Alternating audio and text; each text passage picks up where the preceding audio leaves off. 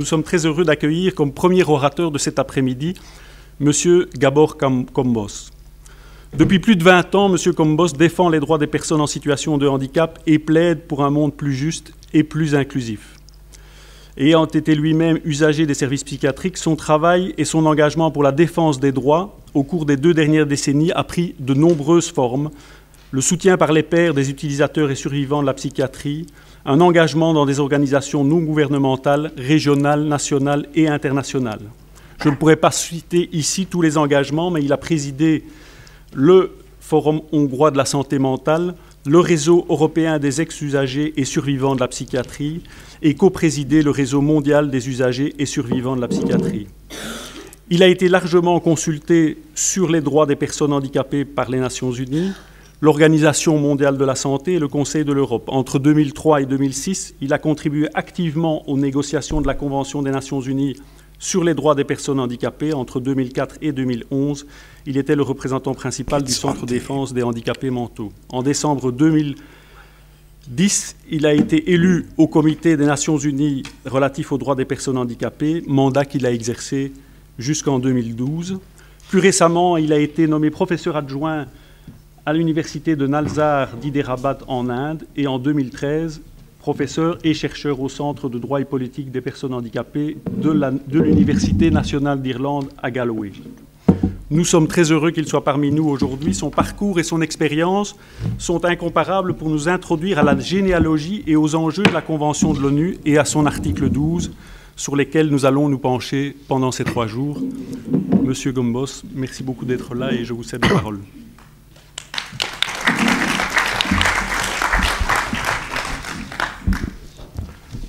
Thank you very much. Ladies and gentlemen, it's a real pleasure to be here in Paris at this very important conference. And I was asked to speak about why we need a change of outlook regarding the capacity of persons in vulnerable situations to exercise their civil and political rights. Now, I was thinking how I could do it best, and one option was a half-year course on this subject. The other option is to oversimplify the things.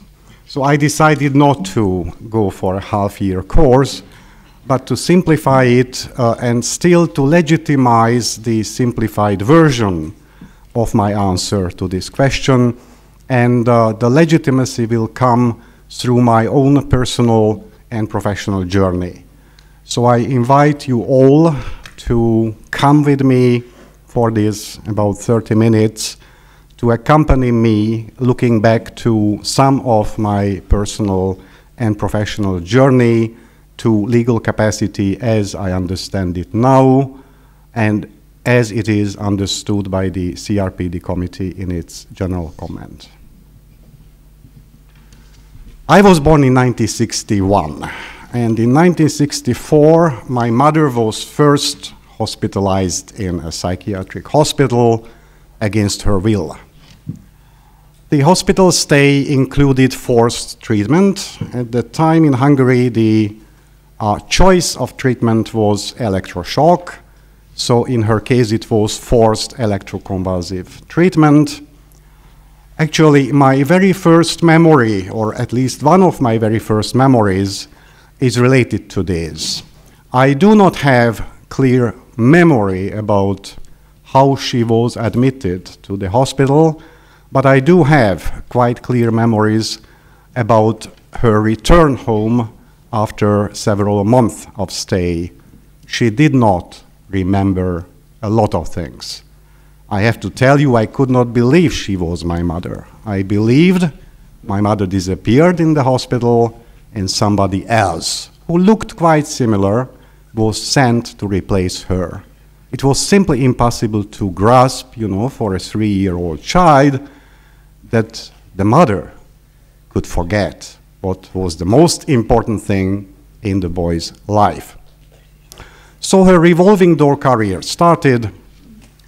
There was a permanent threat in the family, which was an absolutely nuclear sort of family. My grandmother, my mother, and myself. I was an illegitimate child. So there was a permanent threat that she may be deprived of her parental rights, and I may be put in state custody. There was no whatsoever support provided for her, for instance, to exercise her parenthood and other everyday issues. Thanks God, nobody initiated a placement under guardianship for her. But there were repeated involuntary admissions and forced treatments over the years. And in 1993, my mother died, while, as it turned out later, she was an uninformed subject in a clinical drug trial. Uninformed subject means that she didn't know about it, her consent was not sought for, there was nobody else around her than myself, I was her next of kin, I was not approached either. So, how is it related to legal capacity? Well, I think in a number of ways, the involuntary hospitalization was against her will and preferences. The forced electroshock treatment was against her will and preferences without her consent. If she had been placed under guardianship, almost automatically she would have lost her right to be my mother, at least to exercise her parental role. And finally, participation or involvement in clinical experimentation without informed consent. Huge breach not only to legal capacity, but to any existing human rights standards, torture. In 1979, my stepfather, in the meantime my mother got married, my stepfather suffered a stroke. A very rapid dementia followed. All the institutions, including the psychiatrists, including the family support services, encouraged my mother to initiate a guardianship proceedings. My mother rejected it. In her opinion, it was my father who worked very hard as a minor to collect some money, and it would be against his dignity not to let him use his money as he was willing to do. So my mother, instead of initiating a guardianship proceedings, with some extended family members of my stepfather, arranged some support systems, including that after a communication for weeks, my stepfather understood that there was a problem. There was a problem for him, and there was a problem for us in the family. And he agreed to half the money we had on the bank account, and one half was my mother's money and mine, and the other half was his. And he, till the end of his life, disposed on his own money. Now, unfortunately, this initiative of arranging supports and arranging the monetary issues in the family, which was a private initiative, not really supported by any institution, there were no support services available in the community to ensure that my stepfather could spend his last years in the community. The only place where he could receive the services he requested was in an institution. In 1977, I myself was first hospitalized in a psychiatric unit and treated, and you can debate whether it was with an assent or without informed consent. Nobody really questioned my legal capacity at that time. I was just to go for university education as a physicist, so my mental capacity was seen as superb. And at that time, as even now in the practice, people confuse mental capacity, that is the skill of the person to make certain types of decisions, with legal capacity, which is a fiction. So that I certainly had legal capacity, which was great, nobody questioned it. But in 1998, when my wife, who was also a survivor of psychiatry, and myself wanted to adopt children, because we could not have our own children, then we were asked to go for a forensic psychiatric evaluation. The question was whether we were fit to adopt children, okay? Now, the conclusion of the forensic expert opinion was placement under guardianship not yet necessary. What does it mean? My God.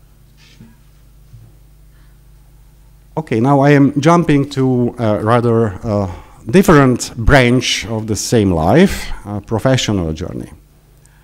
In 1992, I got involved in the very first NGO in Hungary, which worked for creating alternatives to institution-based, I would say total institution-based, and total institution in the Goffmanian sense, psychiatry in Hungary.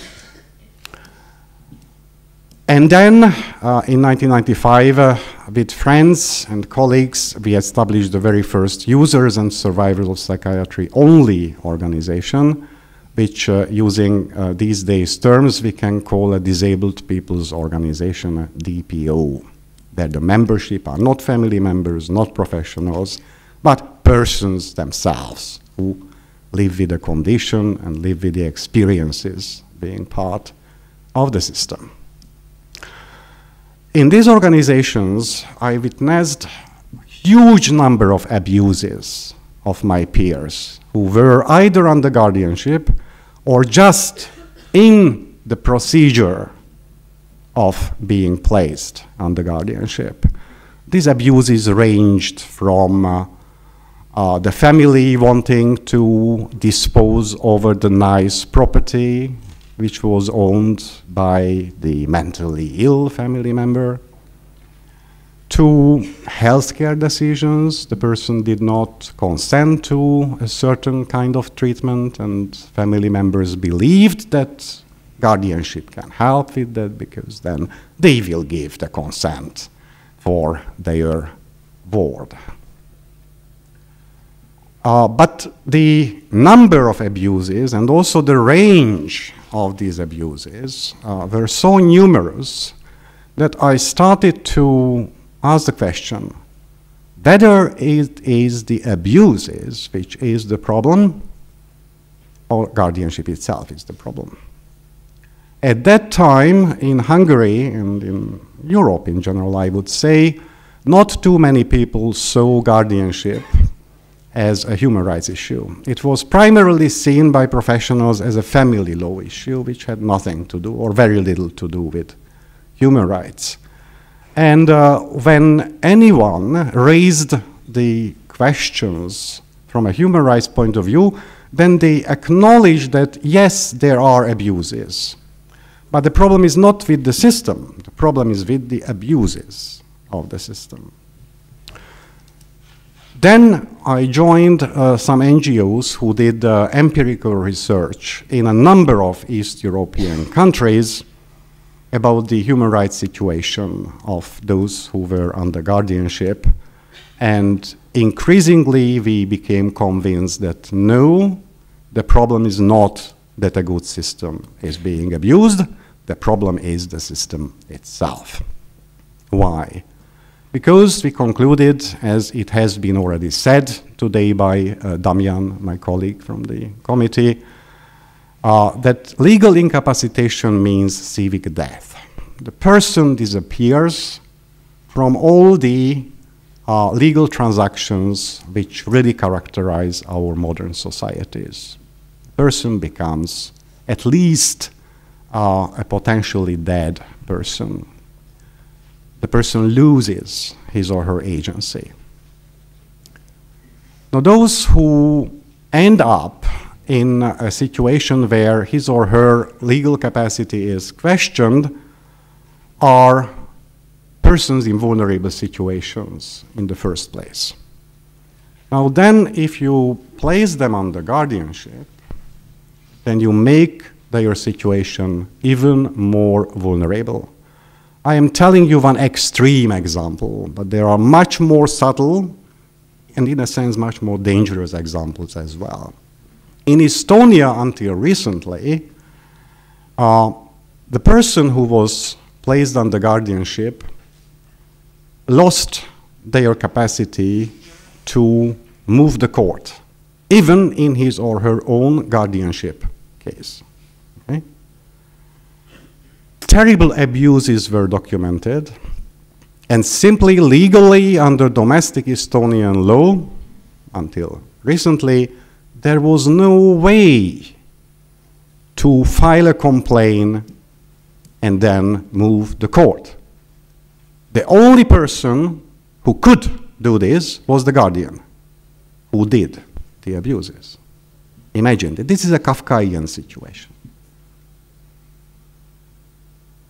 The person who is placed under guardianship or legally incapacitated in any other way is put at the intersection of total institutions. The psychiatric ward is a total institution. Since Goffman, I think nobody can have a question about that. And yes, in the past decades, much reform happened in how services are provided in psychiatric wards. I have to tell you, I had the privilege to spend 4 days last year in October in a nice Hungarian locked psychiatric ward because I had a stroke. I didn't want to believe that I had a stroke. I, as the ambulance doctor believed, somatized my mental illness. The situation is still totalitarian. Psychiatry is very much total institution up till now. Mental health laws, as they are currently in the world, are total legal institutions, and guardianship is total legal institution. As we heard in France, the mental health law and the guardianship law are two separate areas. For instance, judges who decide on mental health law issues are not the ones who decide on guardianship issues. This means that these various forms of total institutions belong to various bureaucratic industries, if you like, highly alienated, and the person is lost somewhere at the intersection of this. Legal incapacitation is severely disabling. So the idea is to provide protection. From the huge prevalence of abuses, you can rightly question whether the protection works at all. But more than that, a vulnerable person is put into an even more vulnerable situation, in an invisibility situation, basically, which is disabling. The person will have no access to the exercise of their other rights. Barriers are created by the legal incapacitation itself. This is an example when a law can be a barrier, not a natural one, a human society-made barrier. The barrier is a key concept in the disability theory. If we want to understand disability as it is understood under the CRPD, it is not the impairment of the person. It is the impairment in interaction with other barriers, which may restrict the person's full and effective participation in society. And because we saw that, for instance, legal incapacitation acts as a barrier, a number of us in the movement started to play with the idea that what had been seen as a purely medical issue, mental illness, should be more seen as a disability issue. It is not a real or perceived impairment itself which causes the problems.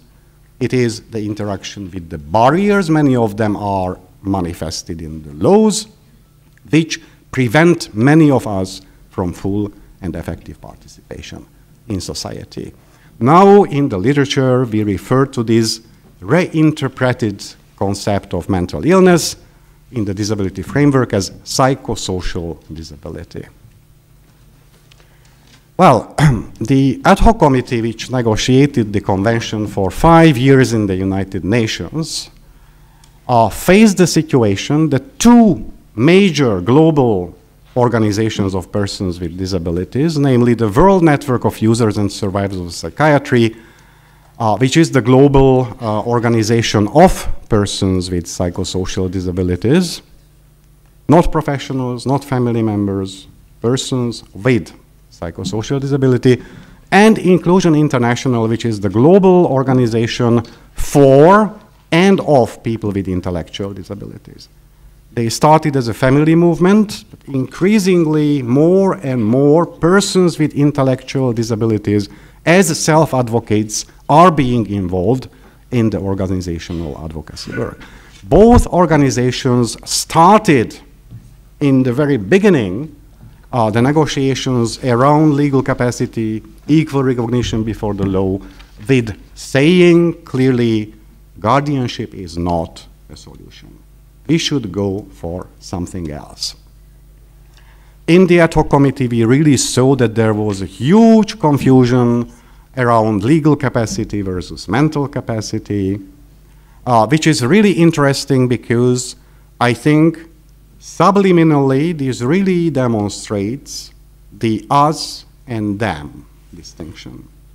Those typically government delegations who made this confusion and said that, yes, all adults have legal capacity, that is presumption of modern laws.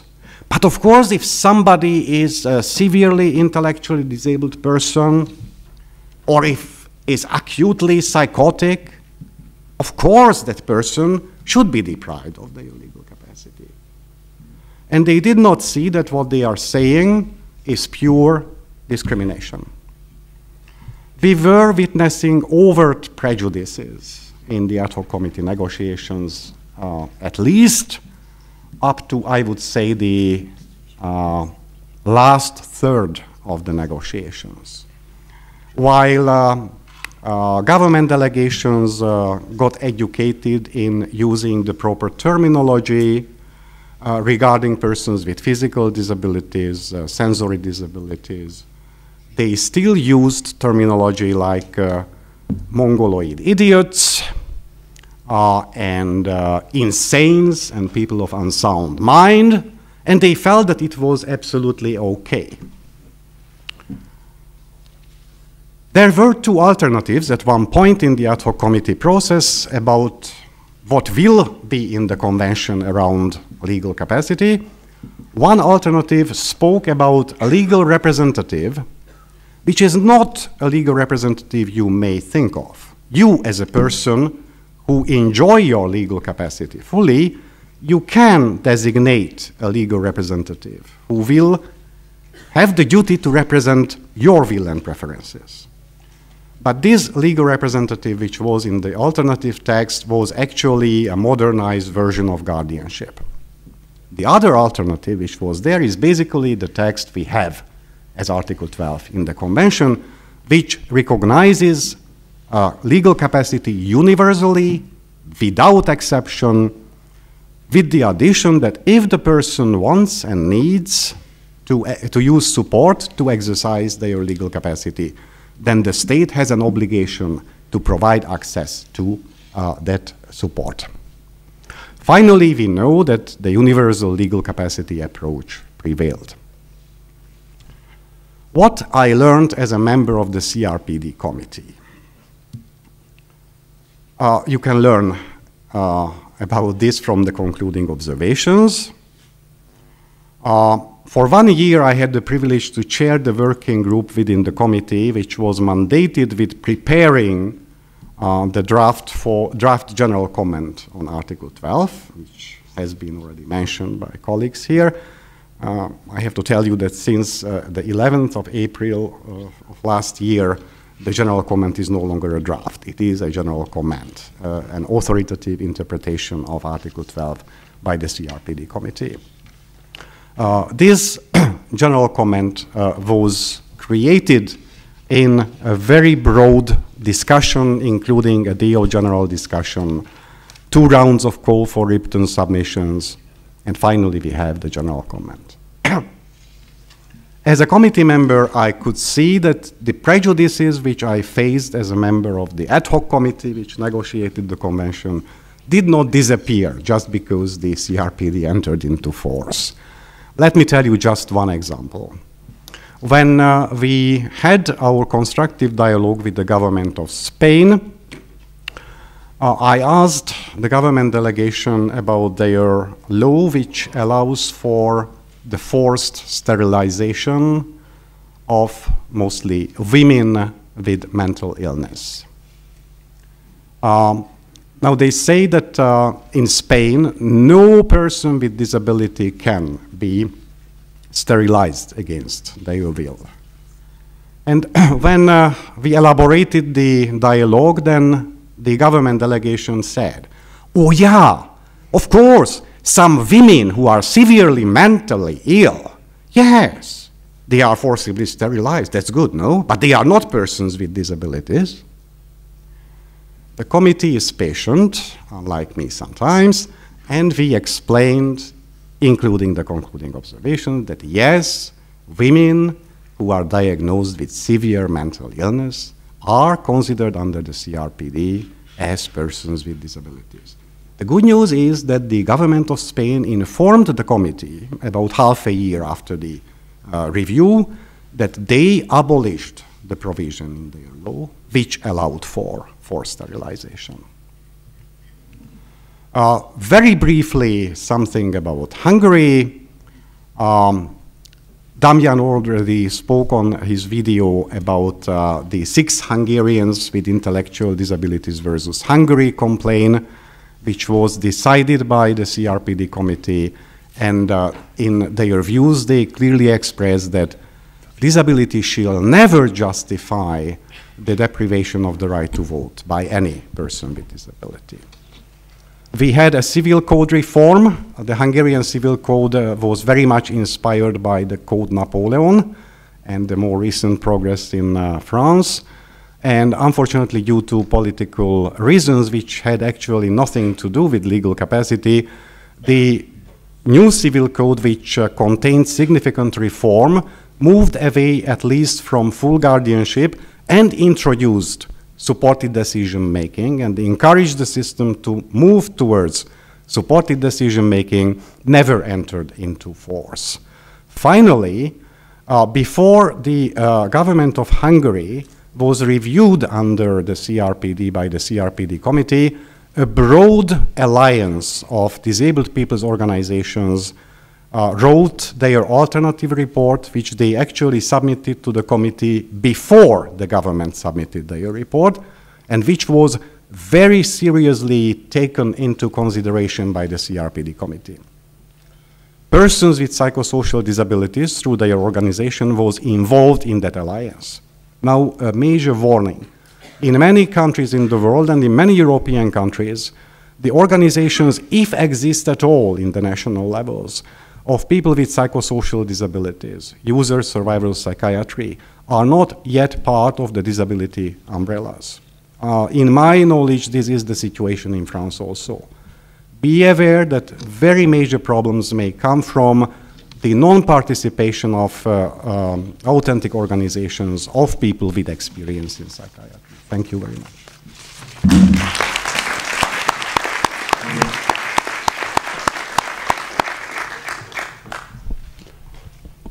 Merci beaucoup, Monsieur Gombos, pour cette première présentation qui, effectivement, nous montre très bien, et c'est l'objet de cette séquence, pourquoi il était nécessaire de mettre cette question à l'agenda, comment cette question a commencé à être prise en compte et traitée dans le cadre de l'élaboration de la Convention et du travail sur lequel peut-être nous reviendrons par la suite, du Comité des droits des personnes handicapées. Ce que je vous propose dans l'immédiat, c'est éventuellement quelques réactions par rapport à la présentation, après quoi nous ferons une pause de 15 minutes pour enchaîner par la suite sur les 2 autres exposés. Donc, je vous cède la parole pour quelques commentaires, réflexions, sur lesquels nous reviendrons alors par la suite dans la discussion.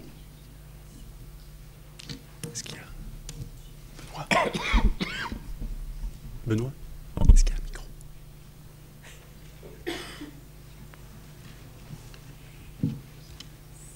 Ah oui, il arrive. Le micro arrive. Le micro arrive alors.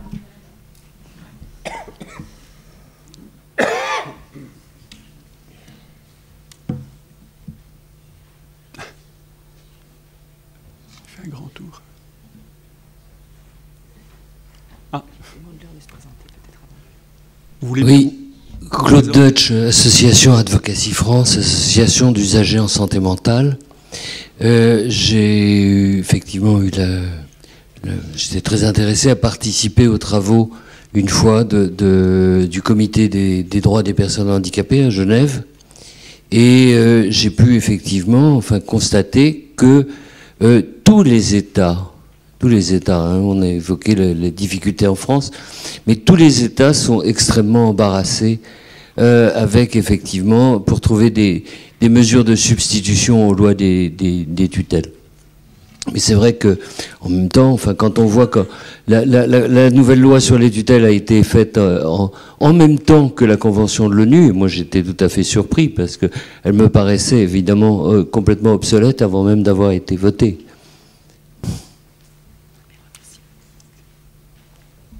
Merci.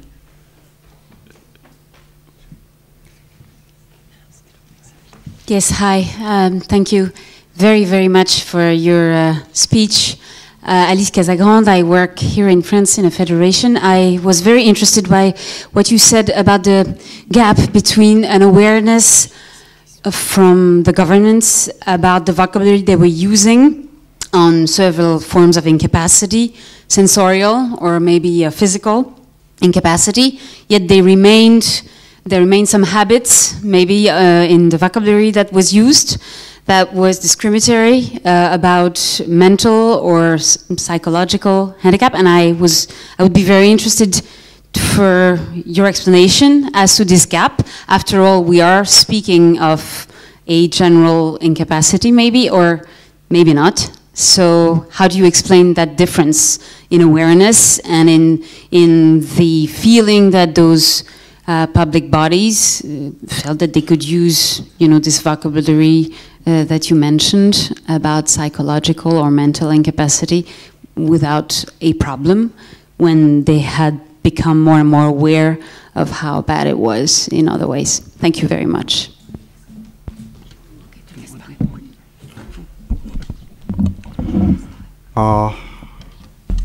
Claude, my old friend, it's great to have you here. Yes, that is what the committee has been experiencing, that actually the paradigm shift has not happened yet, likely in any country in the world. Now, this is an interesting situation. At the very same time, I also think that in an increasing number of countries, the theme of the discourses is certainly changing.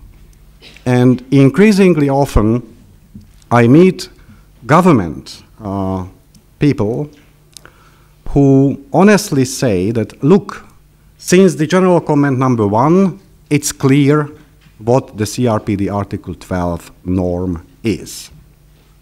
It is also quite clear what obligations the state has. But tell me, how? Right that neither the concluding observations, which are the outcome documents of each country review, nor the general comment number 1 gives too much on the practicalities. How can the paradigm shifted new norm with the obligations which are elaborated in the general comment can be made real on the ground? And I think that this is not something which is unforeseen. I think that the paradigm shift exactly urges each and all of us to open up our minds, be creative, and take the individuals and as human beings. Now, this may sound such a commonplace, but the problem is that people we are talking about in this conference have been until most recently invisible for the larger society, invisible for real weighty political and professional discourses outside the very closed territories of psychiatry, special education, and a small group of lawyers who were very much committed to these technically very interesting and complicated issues. Now I think we are in the position to create a large, broader societal discourse, a collaborative one, as you mentioned, around these issues, and this discourse is already happening in a number of countries, not in all of the countries. There is no one-size-fits-all recipe. I think this is what Article 12 is about. Guardianship was a very convenient one-size-fits-all solution, very easy for the administrator, but could be very detrimental for the person because it resulted in the person's civil death. There are very good practices, and I think that the most important and urgent issue is to disseminate as much information about the good practices which are across the globe as we can. And the World Network of Users and Survivors of Psychiatry, for instance, is seeing this as a priority for the coming years. The second question, a very brief answer. I have no real answer. I think it is something sociologists had to research also. But certainly, I think in many societies, there is a huge distinction made between people with physical impairments and sensory impairments and people who have their impairment up in the floor. Okay? That's how Hungarian common language says it. Mais merci beaucoup. Je pense que la discussion est lancée à partir de là.